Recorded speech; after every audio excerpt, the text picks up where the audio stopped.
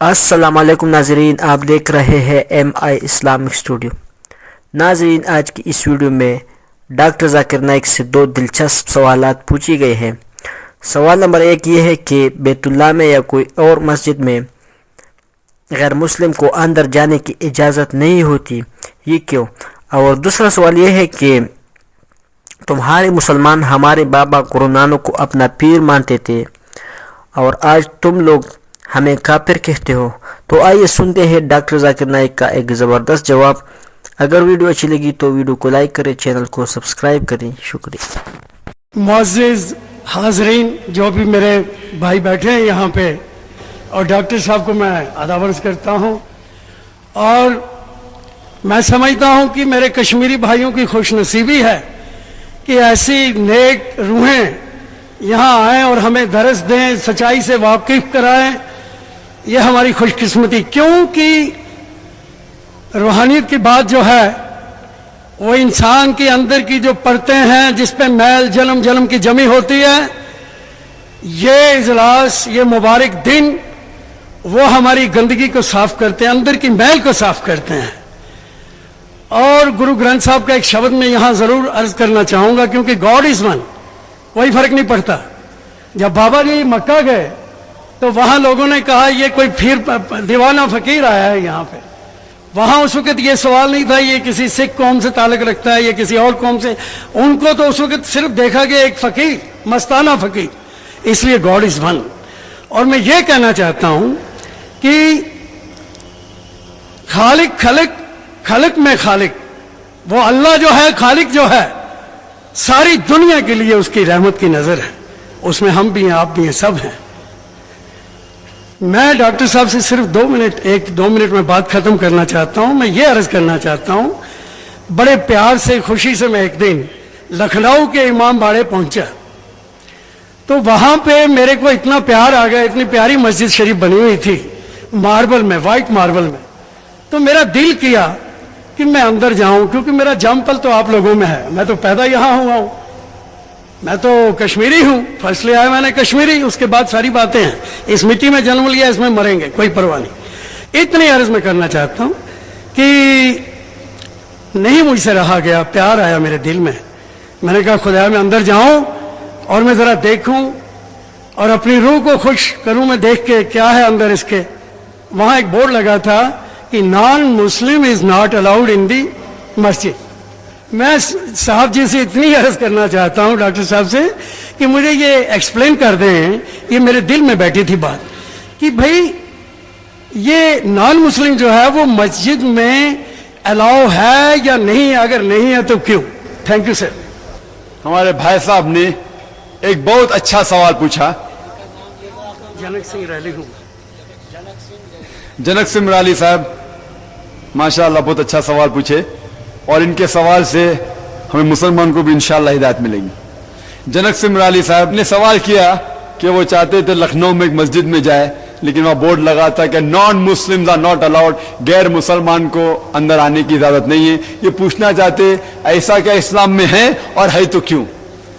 غیر مسلمان مسجد میں کہنا کہ غیر مسلمان داخل نہیں ہو سکتے، یہ بالکل غلط ہے۔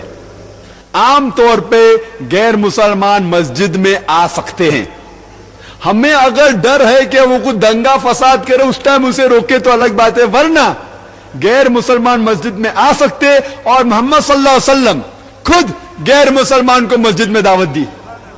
آپ کو اگر پتہ ہے سورہ اخلاص کے نزول قرآن جو ہے، سورہ اخلاص جب نازل ہوا، ان کا ایک بحث چل رہا تھا نصارہ کے ساتھ مسجد نبوی کے اندر۔ وہ نصارے نے پوچھا محمد صلی اللہ علیہ وسلم سے اللہ کون ہے؟ تو محمد صلی اللہ علیہ وسلم نے سوچا کیا جواب دوں، اللہ کی تعریف کیا کروں؟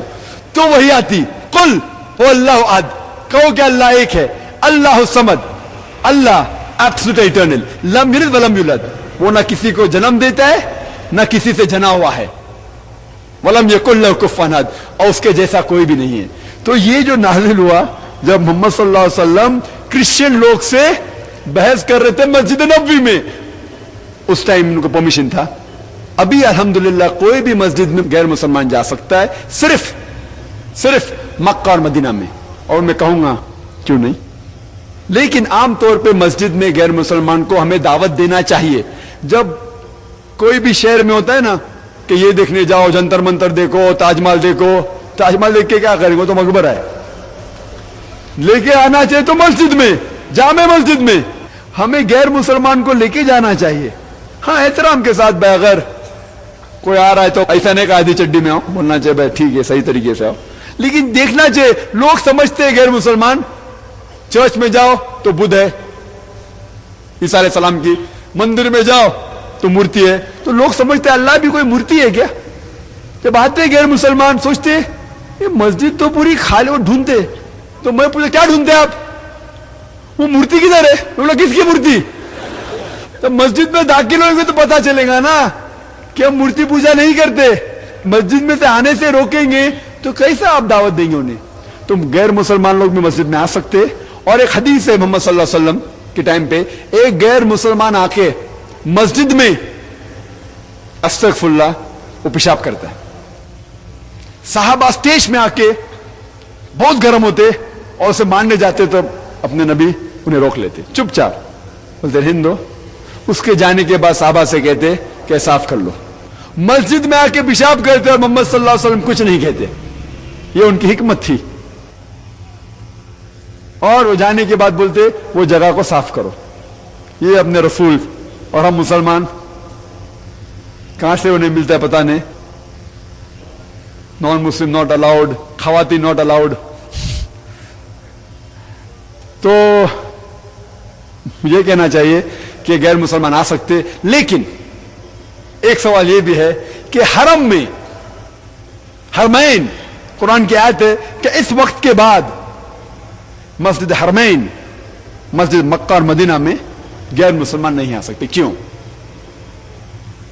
क्योंकि हम जो कहते हर जगह का, हर मुल्क का कोई एरिया होता है, cantonment area. Cantonment area military area है ना, मिलिट्री बेस। और इस मिलिट्री बेस में सिर्फ वो लोग जा सकते जो देश की हिफाजत करते हैं, मिलिट्री लोग। मैं कहूंगा कि मैं सिटीजन हूं, मैं इंडिया का नागरिक हूं, मैं मिलिट्री बेस में जाना चाहता हूं, बोलते नहीं अलाउड नहीं। खाली जो लोग, भले मैं सिटीजन हूं, मैं इंडियन हूं, लेकिन मिलिट्री बेस में नहीं जा सकता हूं, सिर्फ वो लोग जो देश की रक्षा करते हैं वो लोग अलाउड है। इसी तरीके से हमारे हरमैन, मक्का और मदीना हमारा अमन की जगह है, मेस, वहां सिर्फ वो लोग जा सकते हैं जो इस्लाम के लिए मर मिटने को तैयार है। ये पहली वजह है। दूसरी वजह, हर कंट्री में आपको दाखिल होने के पहले वीजा की जरूरत है। वीजा, अगर मुझे अमेरिका जाने का तो वीजा चाहिए, सिंगापुर जाने का वीजा चाहिए। और वीजा मिलने के पहले कई मुमालिक में शर्तें लगी है।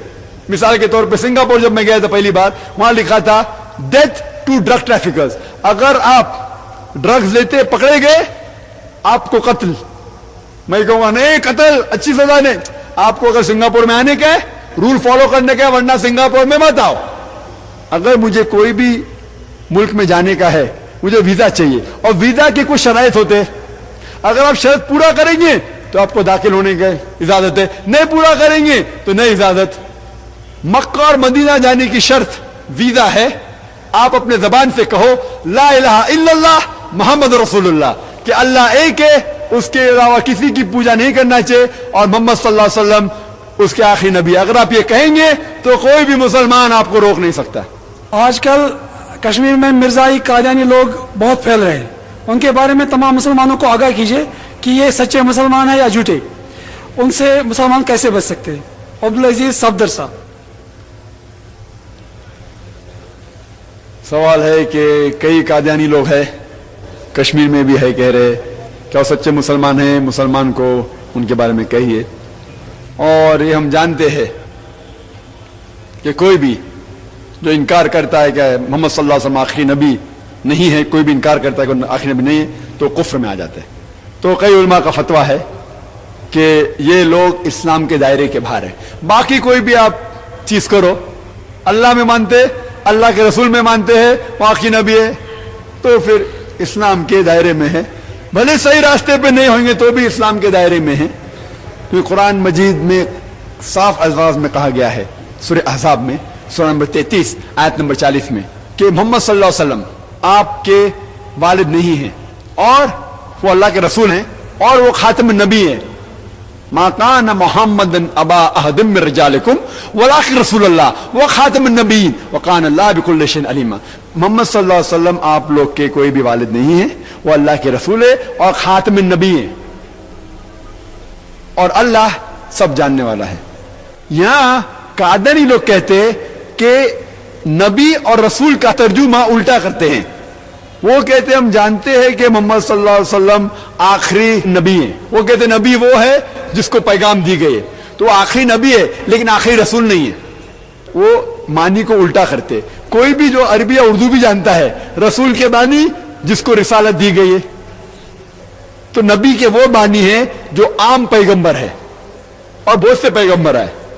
نبی مطلب عام پیغمبر, رسول وہ جو نبی ہونے کے باوجود ان کے اوپر ایک وحی نازل ہوئی, ان نے کوئی اللہ سبحانہ و تعالی کی طرف ایک رسالت بھی لے کے آئے. تو ہر رسول نبی ہونا ضروری ہے لیکن ہر نبی رسول ہونا ضروری نہیں. جب اللہ تعالیٰ فرماتے ہیں محمد صلی اللہ علیہ وسلم رسول ہے اور پھر کہتے ہیں خاتم النبیین ہے, مطلب اس کے بعد کوئی بھی نبی نہیں آئے گا, اس کا مطلب اس کے بعد نبی بھی نہیں آئے گا اور رسول بھی نہیں آئے گا.